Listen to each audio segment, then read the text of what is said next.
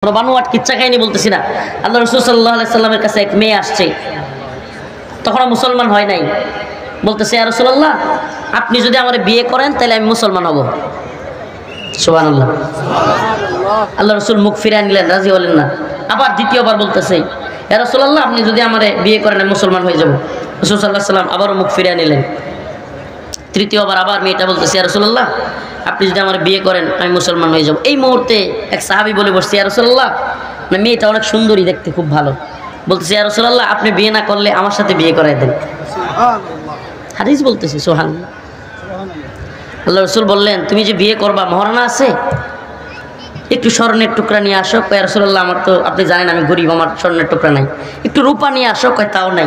কয় একটু তামা নিয়ে আসো, কয় তাও নাই। কয় যাই আছে নিয়ে আসো। ইয়া রাসূলুল্লাহ, আমি তো আরবে সবচেয়ে গরিব, আমার কিচ্ছু নাই।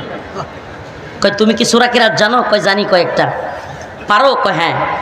ওই মহিলারা বলল, তুমি মুসলমান হবা, ওই যুবক তোমাকে এই সূরাগুলো শিখাইয়া দিবে, এগুলোই তোমার মোহর। সুবহানাল্লাহ। হাদিস। সুবহানাল্লাহ। কত সহজ ছিল বিয়ে। আর এখন এই মোহরের বুজার নামে কি পরিমাণ কঠিন যুবকদের করছে। ওরে বাবা, 10 লক্ষ টাকা কাবিন, 4 লক্ষ টাকা ওয়াসিল দেওয়ান লাগে। এরপরে হইল গিয়া এই কি এক নিয়ম বানাইছে, বাকিগুলো বাকি রেখে দেয়। কোথায় পাইছেন এই নিয়ম? স্বামী স্ত্রীর প্রথম রাতের আগেই পূর্ণ মহারণা দেওয়ার নিয়ম। বুঝা চাপায়া দিয়া সব বাকি বাদে কয় পায়া দুইটা মাপ চাই। ওরে শয়তানি। আমি মা বোনদেরকে বুদ্ধি দিয়ে দেই, মাফ করবেন না, বলবেন যা টাকা নিয়ে আয়, নাইলে কোনো ধরনের গেট খোলা হবে না, মানে দরজা বন্ধ। সুজা কিসের এই ভণ্ডামি? ইসলামে এই ভণ্ডামির সুযোগ নাই। সব বাকি রাইখা পরে মাপ চাওয়া, কোনো মাপ চাওয়া নাই। এটা উসুল করতে হবে। এজন্য মোহর কম দিতে হবে, যার যতটুকু অবস্থান। আমি তো মূল মোহর তো দিছি, আরো 2-3 লাখ বেশি করে দিছি। কারণ কারণ এটা হলো হক, তার হক আদায় না করলে। এরপরেও মেয়েদের দেখবেন যতই আদায় করেন, এরপরেও আমার এখনো কয় যে পূর্ণ নাকি আদায় হয়েছে না। যতই দেন তারপরে হবে না, তো না হোক, আল্লাহর কাছে তো আর জবাব নাই। হে যা মন চা কই থাক, সে বলবেই। মেয়েদের কাজই বলা, কিন্তু আল্লাহ তো জানে আমি সব দিয়ে দিছি। আমি পই পই করে হিসাব করে দিয়ে দিছি, দিয়ে আরো বেশি দিছি। তো এরপরে যদি না করে তাহলে আমার কিছু করার নাই। কিন্তু বিবাহকে সহজ করা, আমি তো বলি কি, বাবা মারে বুদ্ধি দিয়া যায়। ক্যাম্পেইন করবেন প্রয়োজনে, এলাকার যারা হিতাকাঙ্ক্ষী, ক্যাম্পেইন, বিয়ের ক্যাম্পেইন করবেন, ফজরের নামাজের ক্যাম্পেইন করবেন। 2টা ক্যাম্পেইন চালু করতে পারেন। উলামায়ে কেরাম যারা আছেন, যুবকরা যারা আছো, নামাজ পড়ো। যুবকদের একটা গ্রুপ খুলবা হোয়াটসঅ্যাপে অথবা মেসেঞ্জারে, প্রতিদিন ফজরের সময় এই গ্রুপে ঢুইকাই ফজরের সময় বন্ধু বান্ধবদেরকে বলবা, সালাম দিবি। তোরা কি করবি? সালাম দিবি, আসসালামু আলাইকুম। তার মানে সে ফজরের সময় উঠছে। তার মানে কি? আর যারা নক করে নাই, সালাম দেয় নাই, তারা উঠে নাই। প্রমাণ হয়ে গেছে যে কয়জন উঠে নাই আর যে কয়জন উঠছে, যারা উঠছে নামাজ পড়ছে, তারা গিয়া পরের দিন ওই যারা নক করে নাই ফজরের সময়, এদেরকে গিয়া সালাম দিবা, ভাই তুই তো উঠতে পারিস নাই, আসসালামু আলাইকুম, তুই কাজাটা পর, আর আজকে থেকে আর কাজা করিস না। এই ক্যাম্পেইন চালু করেন। আরেকটা ক্যাম্পেইন হইতে পারে বিয়ের, এটা তো ক্যাম্পেইন ফজর। এটা কি? ক্যাম্পেইন ফজর। সুবহানাল্লাহ। যে ক্যাম্পেইন ফজর চালু করবে, ফজরের নামাজ যে আদায় করবে, তার বাকি 4 ওয়াক্ত নামাজ এমনি এমনি সুন্দর হয়ে যাবে। ফজরের নামাজ সবচেয়ে কষ্ট। আল্লাহ পাক সুবহানাল্লাহ, সালাফগণ বলেন, আল্লাহ পাক ফজরকে এমন একটা সময় রাখছেন যে মুনাফিকরা ফজর চাইলেও আদায় করতে পারবে না। মানে মুনাফিক পারবে না, আর মুমিনের জন্য অসম্ভব না। সুবহানাল্লাহ। মানে আল্লাহ পাক ফজর রক্তটাকে এমন একটা সময় রাখছেন, দিন থেকে রাতকে যেমন ফজর আলাদা করে দেয়, ফজরের নামাজ কি করে দেয়, দিন থেকে রাতকে আলাদা করে দেয়, তেমনি ভাবে ঈমান থেকে নিফাককেও ফজর আলাদা করে দেয়।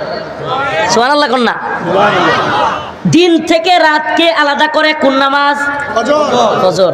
তেমনি ভাবে মুমিন থেকে মুনাফিকদেরকেও আলাদা করে কোন নামাজ? সুবহানাল্লাহ। সালাফগণ, আমাদের আকাবিরগণ বলেছেন যে ফজরের নামাজটা আল্লাহ পাক এমন ওক্তে দিয়েছেন যে মুমিনের জন্য অসম্ভব না, মুনাফিকের জন্য সম্ভব না। মুমিনের জন্য কষ্টকর কিন্তু অসম্ভব না, কিন্তু মুনাফিকের জন্য অসম্ভব, সম্ভবই না। সুবহানাল্লাহ। তাইলে ফজরের নামাজ আদায় করবো তো। আরেকটা ক্যাম্পেইন বিয়ের, উলামায়ে কেরাম নিতে পারেন, এটা অনেক সওয়াবের ভাগীদার হবে। এই জিনা মুক্ত সমাজ গড়ার জন্য আল্লাহ পাকের কাছে আপনারা আরশের নিচে ছায়া পাবেন। সুবহানাল্লাহ। এটা কিভাবে সম্ভব? একেবারে সম্ভব, গার্ডিয়ানরা সচেতন হলেই হয়। মেয়ের বাড়ি থেকে কোনো কিছু আশা করবেন না, সাবধান। কি হবে তাইলে? সহজ বিয়ে।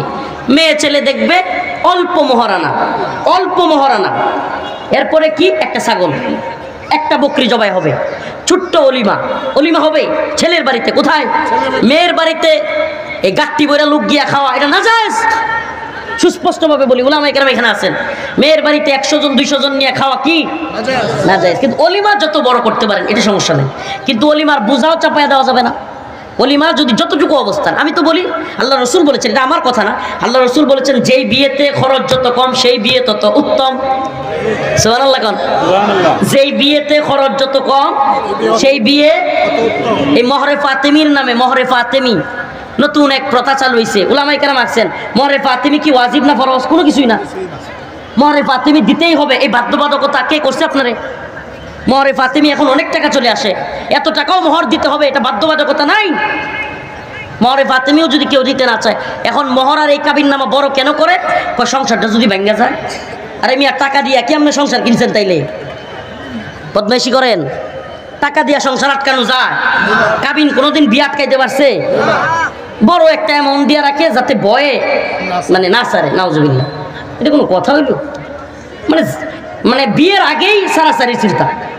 আপনি বুঝছেন সংসার কেন টিকে না? এত সংসারে বিচ্ছেদ কেন? কারণ শয়তানি তো আগেই, বাবা মার মাথায় শয়তানি, স্বামী স্ত্রীর মাথায় শয়তানি, যে মোহর কম দিলে ফায়দা কি, ছেড়ে দেওয়া যাবে সহজে। নাউজুবিল্লাহ, নাউজুবিল্লাহ। আমার স্ত্রীকে যদি আমি 1 টাকাও মোহর দিতাম তবু কি আমি ছাড়তাম? আমাকে সারা দুনিয়া দিয়ে দেওয়া হলেও কি আমি আমার স্ত্রীকে ছাড়বো নাকি? উলামায়ে কেরাম তাদের স্ত্রীকে সবচেয়ে বেশি ভালোবাসে। আলেমদের কাছে মেয়ে বিয়ে দিলে সুবিধা কি? কারণ আলেমরা জানে তারা পরকিয়া করতে পারবে না, অন্য নারীদের কাছে যেতে পারবে না, এজন্য স্ত্রী ছাড়া তাদের উপায় নেই। আর জেনারেলরা বলতেছি না সবাই খারাপ, কিন্তু বাস্তবতা কি?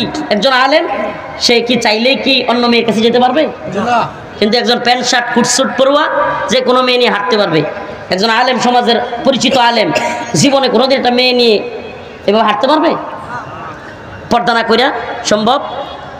এজন্য বলি প্রিয় ভাইরা আমার, বন্ধুগণ আমার, দিনদার ছেলে বাছাই করবেন, আলেম না হোক, আলেম না হোক, দিনদার ছেলে বাছাই করবেন বিয়ের ক্ষেত্রে। দিনদার, যে নামাজ পড়ে। মিয়া ভাই এটা কথা বলে যায়, এটা আমি প্রায়ই বলি, বাবাদেরকে বলি, মেয়েদের বাবা মাদেরকে বলি, যেই ছেলেটা এই শীতের রাত্রে ঠান্ডা পানি দিয়ে অজু কইরা ফজরের নামাজ প্রথম কাতারে আদায় করে, তার রবের হক আদায় করে, বিশ্বাস করেন এই অবস্থায় যে ছেলেটা তার রবের হক আদায় করে, সে জীবনেও আপনার মেয়ের হক নষ্ট করবে না। ওই দিনদার ছেলের কাছে বিয়ে দেন।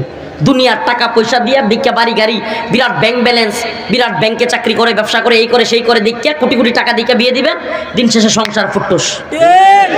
আমি বলতেছি না সব বড় লোকরা খারাপ না, কিন্তু অধিকাংশই এমন যে টাকা পয়সা দিয়ে যারা বিয়ে দেয় বিবাহ বিচ্ছেদ বেশি হয়।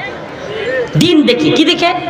দিন দেখে, নামাজ পড়ে কিনা, পর্দা করে কিনা, পরিবারটা ভালো কিনা, বংশীয় ভাবে ভালো কিনা, গরিব হোক গরিব হোক কিন্তু আত্মমর্যাদা আছে, সমাজের মধ্যে তার মর্যাদা আছে। কেন? কারণ গরিব হইলেও তার স্বভাব ভালো, মানুষ সম্মান করে, এরকম দেখে।